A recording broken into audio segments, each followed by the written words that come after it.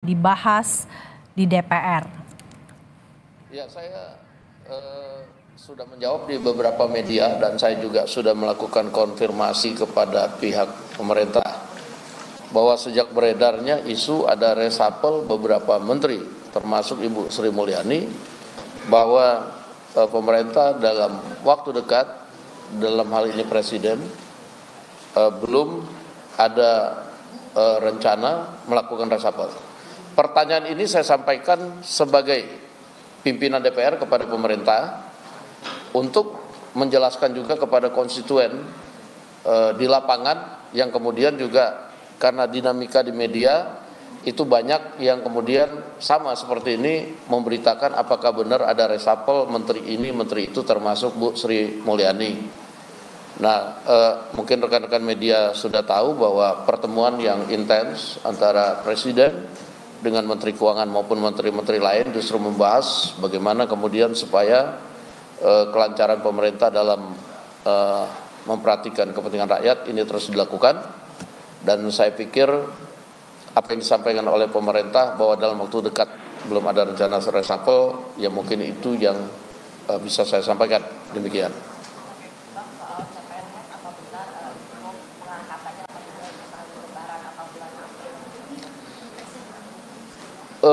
Saya beberapa minggu kemarin itu sebagai pimpinan DPR bersama dengan beberapa kawan-kawan dari DPR itu sudah melakukan pertemuan dengan pihak pemerintah dalam rangka memberikan masukan kepada pemerintah. Kan beberapa waktu yang lalu sudah ada keputusan dari pemerintah untuk mengangkat CPNS dan P3K itu di Oktober 2025 untuk CPNS dan Maret 2026 untuk P3K.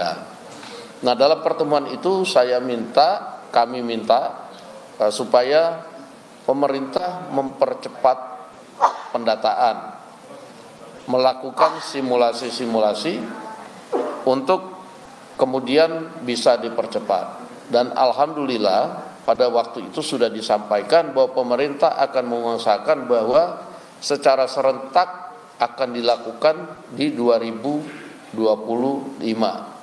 Namun CPNS-nya apakah setelah Lebaran pada bulan apa dan kemudian P3K-nya secara bertahap paling lambat pada bulan apa di 2025, tentunya pihak pemerintah yang berwenang akan menjawab ini. Dan saya tadi sudah mendapatkan konfirmasi bahwa pada hari ini pukul 13 atau pukul 14 pihak pemerintah yang diwakili oleh Menteri Sekretaris Negara, Menteri Pan-RB dan Kepala BKN yang akan memberikan pengumuman kepada media. Demikian.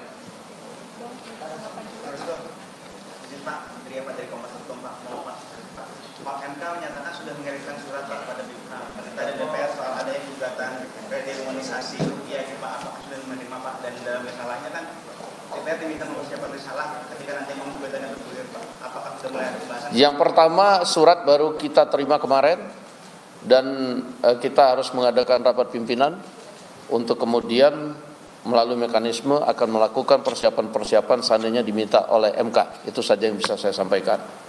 Oke, ada lagi?